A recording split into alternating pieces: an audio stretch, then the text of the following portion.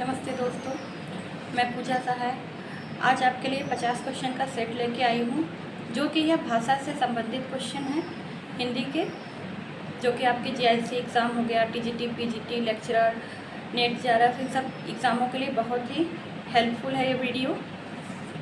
आज ये मैं पीवाईक्यू लाई हूँ। ये सामान्य हिंदी एवं वस्तुनिष्ठ हिंदी है, यानी ये एक तरह से व्याकरण से संबंधित इसमें क्वेश्चन हैं। चलिए सॉल्व करते हैं क्वेश्चन।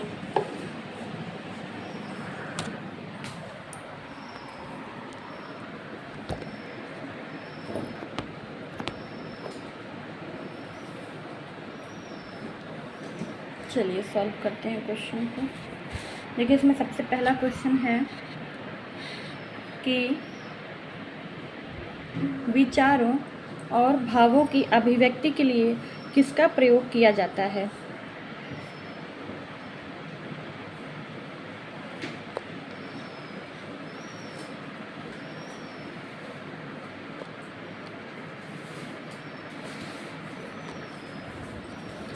लिपि का, वर्ण का, स्वर का या भाषा का।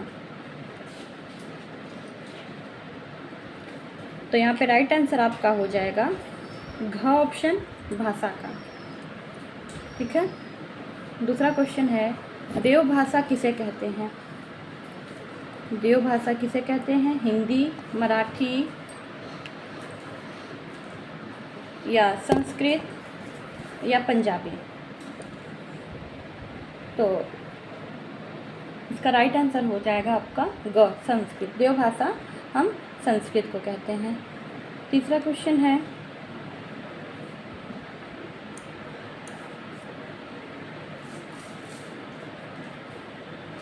निम्नलिखित में से कौन सी प्राचीन भारतीय भाषा के रूप में जानी जाती है।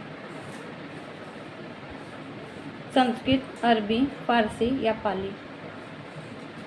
प्राचीन भारतीय भाषा के रूप में जो जानी जाती है वह है ऑप्शन आपका क, यानी संस्कृत। संस्कृत आपकी प्राचीन भाषा के रूप में यह जानी जाती है। चलिए नेक्स्ट फोर्थ क्वेश्चन पे आगे बढ़ते हैं।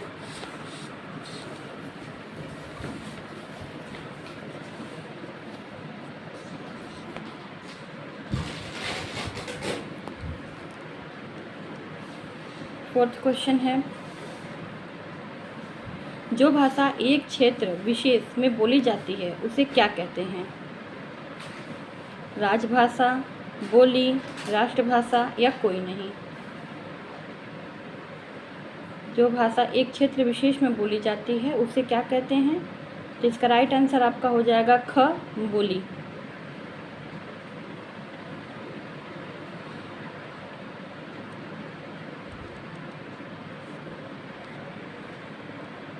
किस वेद में संस्कृत भाषा का प्राचीनतम रूप दिखता है।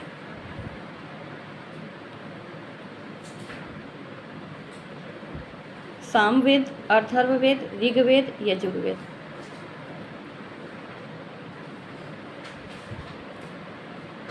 तो इसका राइट आंसर आपका हो जाएगा ग, ऋग्वेद। ऋग्वेद में संस्कृत भाषा का प्राचीनतम रूप दिखता है। दोस्तों, बहुत इम्पॉर्टेंट क्वेश्चन है यह, जो भाषा से संबंधित है। रोज़ मैं साहित्य से संबंधित क्वेश्चन लाती थी, आज मैं भाषा, बहुत दिनों से साहित्य के ही क्वेश्चन चल रहे थे, तो आज मैंने सोचा आज भाषा से भी संबंधित क्वेश्चनों को हम सॉल्व कराएं। तो इसको, चैनल को मेरे सब्सक्राइब कर दीजिएगा दोस्तों, बहुत इंपॉर्टेंट क्वेश्चन है। ये वीडियो आपके लिए बहुत ही हेल्पफुल रहेगी, क्योंकि भाषा से भी 4, 5, 10 क्वेश्चन तो भाषा से ही पूछे जाते हैं। तो इसको शेयर भी कर दीजिएगा और लाइक भी कर दीजिएगा, और इसको अगर आपको कुछ इम्पॉर्टेंट लगे तो उसको नोट भी कर लीजिएगा। और आपसे रिक्वेस्ट है दोस्तों कि मेरे चैनल को सब्सक्राइब ज़रूर कर दीजिएगा। बड़ी मेहनत से चुन चुन के क्वेश्चन हमने आपके लिए लाया है, जो कि आपके लिए बहुत ही हेल्पफुल है ये। चलिए अब छठा क्वेश्चन पढ़ लेते हैं। हिंदी भाषा को जन्म देने वाली प्राचीन भाषा कौन सी है। संस्कृत, अरबी, फारसी या अपभ्रंश। तो हिंदी भाषा को जो जन्म देने वाली प्राचीन भाषा है वह है संस्कृत। का ऑप्शन आपका सही हो जाएगा। ठीक है। 7वां क्वेश्चन, निम्नलिखित में से किस बोली में पश्चिमी हिंदी का पुट नहीं है? बुंदेली, कन्नौजी, मगही या कोरवी? तो इसका राइट आंसर हो जाएगा आपका ग ऑप्शन यानी मगही। मगही में पश्चिमी हिंदी का पुट नहीं है। चलिए 8वें क्वेश्चन पे आगे बढ़ते हैं। किस क्षेत्रीय अपभ्रंश से राजस्थानी भाषा अस्तित्व में आई?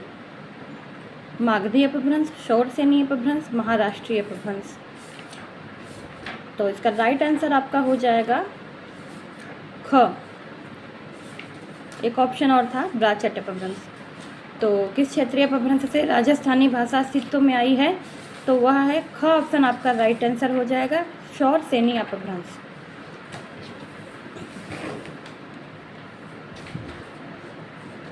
ख ऑप्शन आपका सही हो जाएगा। 9वें क्वेश्चन पे आगे बढ़िए।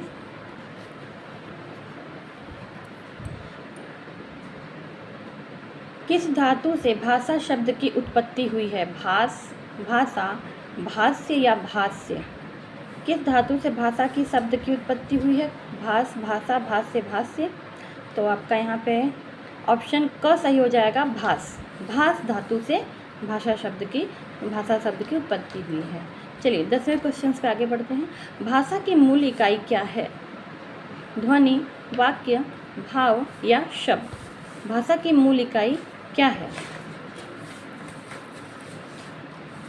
तो इसका राइट आंसर हो जाएगा क, ध्वनि। भाषा की मूल इकाई ध्वनि है।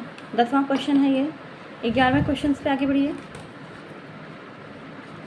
मानक हिंदी के रूप में हिंदी भाषा का कौन सा रूप स्वीकार किया गया है?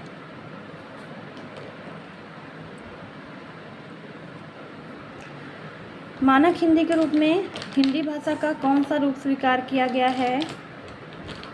अवधी, खड़ी बोली, ब्रजभाषा या भोजपुरी?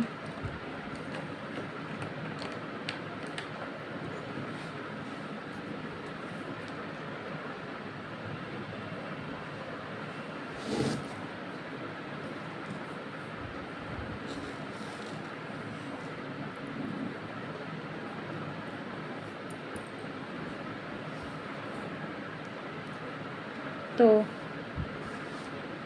जो है आप सारा ऑप्शन आपका यहाँ पे ख हो जाएगा, खड़ी बोली। आजकल संचार माध्यमों में हिंदी के किस रूप का प्रयोग हो रहा है? पश्चिमी, टकसाली, मानक, कोई नहीं? तो इसका राइट आंसर हो जाएगा आपका मानक। चलिए 13वें क्वेश्चन पे आगे बढ़ते हैं।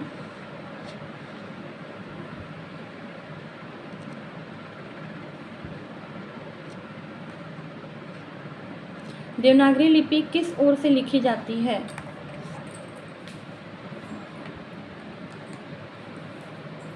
दाएं से बाएं, बाएं से दाएं, नीचे से ऊपर या कोई नहीं?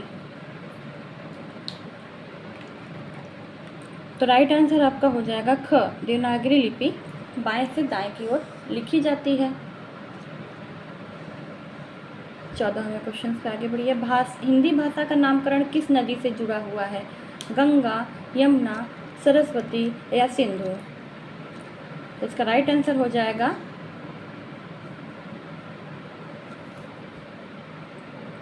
यहाँ पे सरस्वती दिया है, लेकिन इसका राइट आंसर हो जाएगा सिंधु। सिंधु नदी से हिंदी भाषा का नाम जुड़ा हुआ है।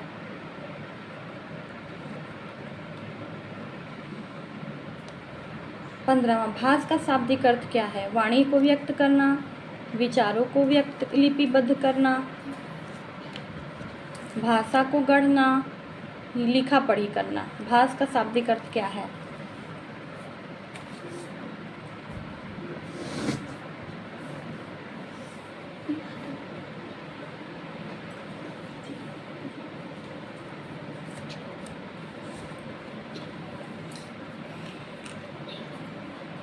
तो इसका राइट आंसर हो जाएगा आपका क, वाणी को व्यक्त करना। 16वां क्वेश्चन है। आगरा, मथुरा एवं अलीगढ़ के आसपास के क्षेत्र में बोली जाने वाली भाषा कौन सी है? इसके ऑप्शन है भोजपुरी, बघेली, बुंदेली या ब्रजभाषा। तो इसका राइट आंसर हो जाएगा आपका ब्रज भाषा, घ ऑप्शन सही हो जाएगा। 17वें क्वेश्चन पे बनाफरी क्या है? बुंदेली की उपबोली है, अवधी की, ब्रजभाषा की या भोजपुरी की? बनाफरी, तो बनाफरी जो है दोस्तों वह बुंदेली की उपबोली है, का ऑप्शन आपका सही हो जाएगा। बनाफरी बुंदेली की उपबोली है। आइए 18वें क्वेश्चन पर आगे बढ़ते हैं। उत्तर प्रदेश के फर्रुखाबाद एवं शाहजहांपुर में प्रचलित बोली है कन्नौजी, अवधी, भोजपुरी या बघेली? तो फर्रुखाबाद और शाहजहांपुर में जो बोली बोली जाती है वो आपका राइट आंसर का हो जाएगा कन्नौजी। चलिए 19वें क्वेश्चन पे आगे बढ़िए। ब्रज भाषा से मिलती जुलती बोली कौन सी है? कन्नौजी, भोजपुरी, अवधी या खड़ी बोली? तो यहाँ पर आपका क ऑप्शन हो जाएगा कन्नौजी। ब्रज भाषा से मिलती जुलती बोली है, क ऑप्शन कन्नौजी। चलिए अयोध्या किस बोली का केंद्र है? भोजपुरी, बघेली, कन्नौजी या अवधी? तो इसका आपका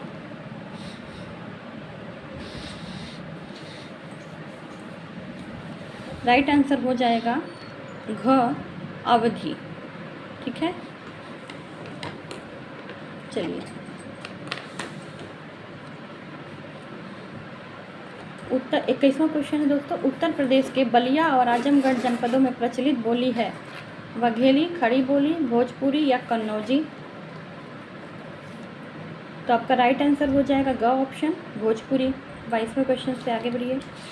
बघेलखंड के निकटवर्ती क्षेत्रों में बोली जाने वाली बोली कौन है? बघेलखंड के ब्रज, बघेली, अवधी, कन्नौजी? तो यह राइट आंसर हो जाएगा आपका ख बघेली। बहराइच, सुल्तानपुर, रायबरेली किस बोली के क्षेत्र हैं?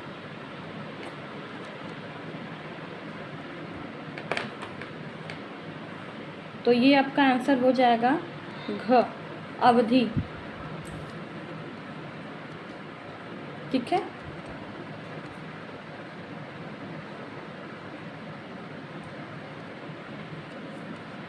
चलिए 24वें क्वेश्चन से आगे बढ़िए।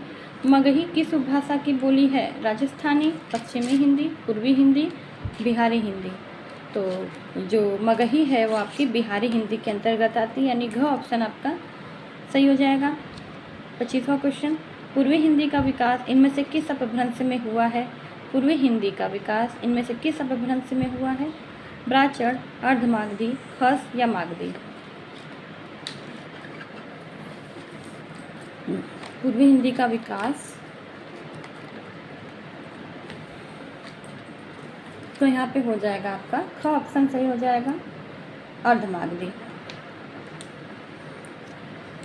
26वां क्वेश्चन। बिहार की राजधानी पटना किस बिहारी बोली क्षेत्र में स्थित है?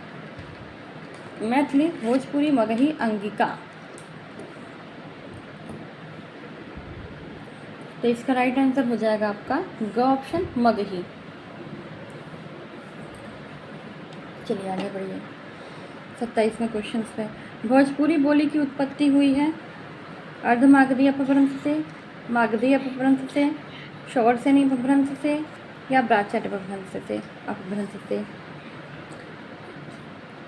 तो भोजपुरी बोली की जो उत्पत्ति हुई है वह मागधी अपभ्रंश से हुई है, ख ऑप्शन आपका सही हो जाएगा। 28वां। मेवाती किस उपभाषा वर्ग की बोली है? पूर्वी हिंदी, राजस्थानी हिंदी, बिहारी हिंदी या पहाड़ी हिंदी?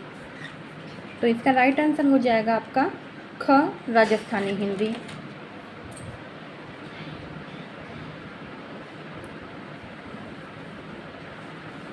चलिए 29वें क्वेश्चन से आगे बढ़िए। 29वां क्वेश्चन कह रहा है हरियाणवी या बांगड़ू बोली किस अपभ्रंश से विकसित हुई हैं? हरियाणवी या बांगड़ू किस अपभ्रंश से विकसित हुई हैं? अपभ्रंश शौरसेनी, अपभ्रंश अर्धमागधी, नागर या मागधी? तो इसका राइट आंसर हो जाएगा आपका क ऑप्शन अपभ्रंश यानी शौरसेनी अपभ्रंश। 30 क्वेश्चन, देवनागरी लिपि का सर्वप्रथम प्रयोग किस राज्य में प्राप्त हुआ है? इंपॉर्टेंट क्वेश्चन है बहुत ही। महाराष्ट्र, उत्तर प्रदेश, राजस्थान या गुजरात? शिलालेख भी पूछ देता है। तो इसका राइट आंसर हो जाएगा आपका घ, गुजरात। जयभट्ट के शिलालेख में इसका वर्णन है, या गुजरात के जो राजा जयभट्ट हैं उनके शिलालेख में देवनागरी लिपि का वर्णन है। 31वां क्वेश्चन, निम्न में से कौन सी भाषा देवनागरी लिपि में लिखी जाती है? बंगला, पंजाबी, मराठी, गुजराती?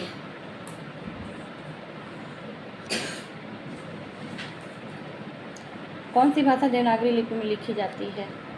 राइट आंसर हो जाएगा आपका ग, मराठी। ठीक है। 32वें क्वेश्चन से आगे बढ़िए।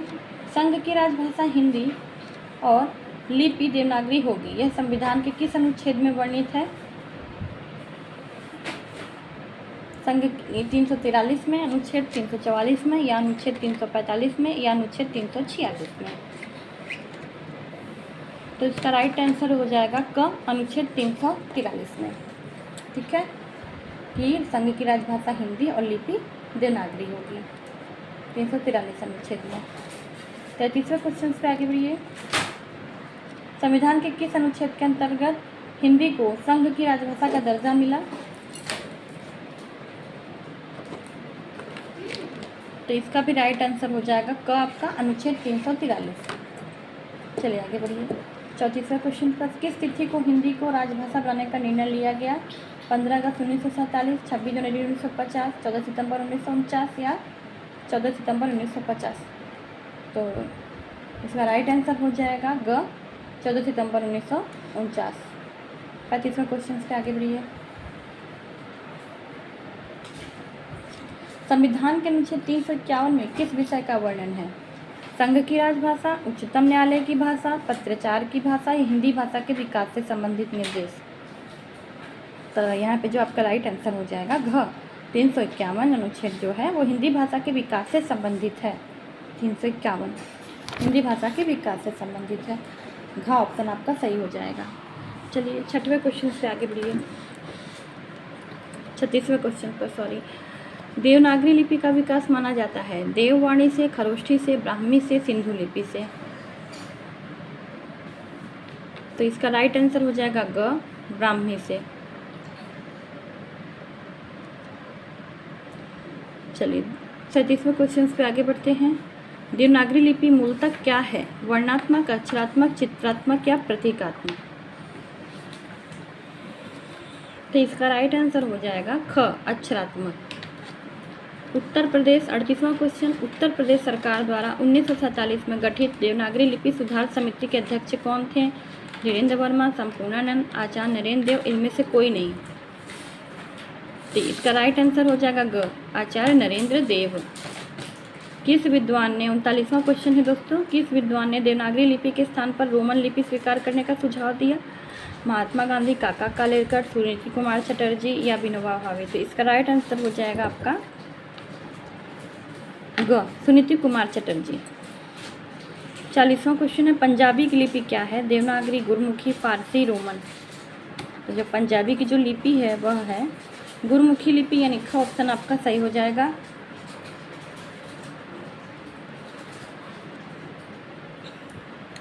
मानकीकरण के स्तर पर भाषा संबंधी सोपान नहीं है।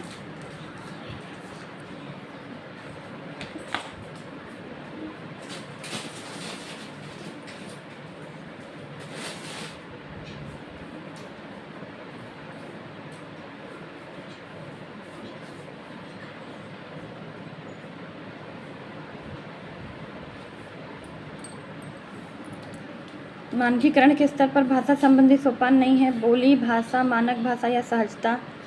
तो देखिए बोली भाषा से तो इस मानक भाषा तो ये सब हैं, इसके भाषा से संबंधित सोपान हैं, बोली भाषा, मानक भाषा।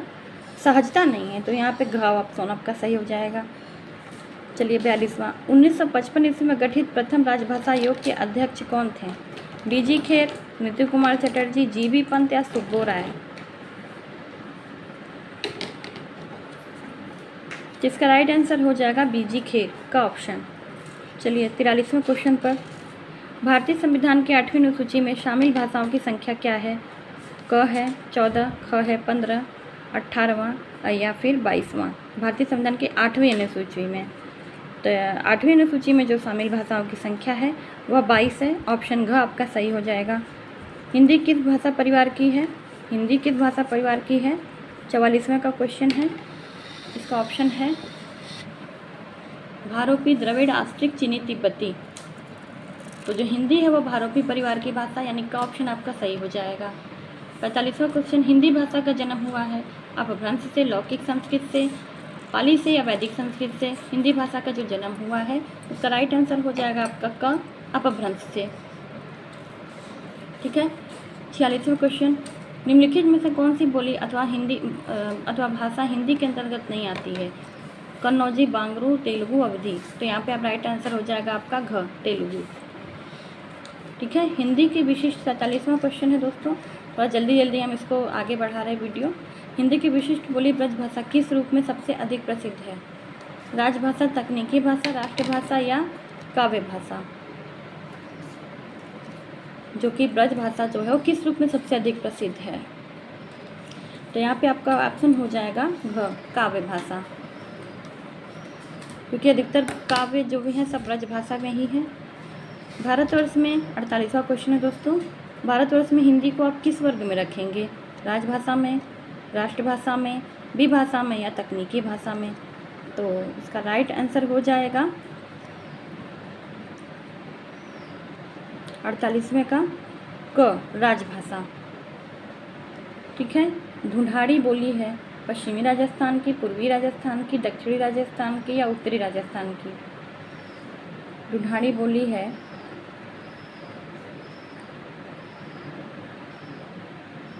तो इसका राइट आंसर हो जाएगा ख, पूर्वी राजस्थान की। ठीक है। अब आखिरी क्वेश्चन है 50वां, ब्रजबुली नाम से जानी जाती है पंजाबी, मराठी, गुजराती या पुरानी बांग्ला? ब्रजबुली नाम से जानी जाती है, घ ऑप्शन सही हो जाएगा आपका, पुरानी बांग्ला। तो दोस्तों यहाँ पे 50 क्वेश्चन हमारे समाप्त होते हैं। आगे भी हम भाषा से कई क्वेश्चंस लेके आएंगे।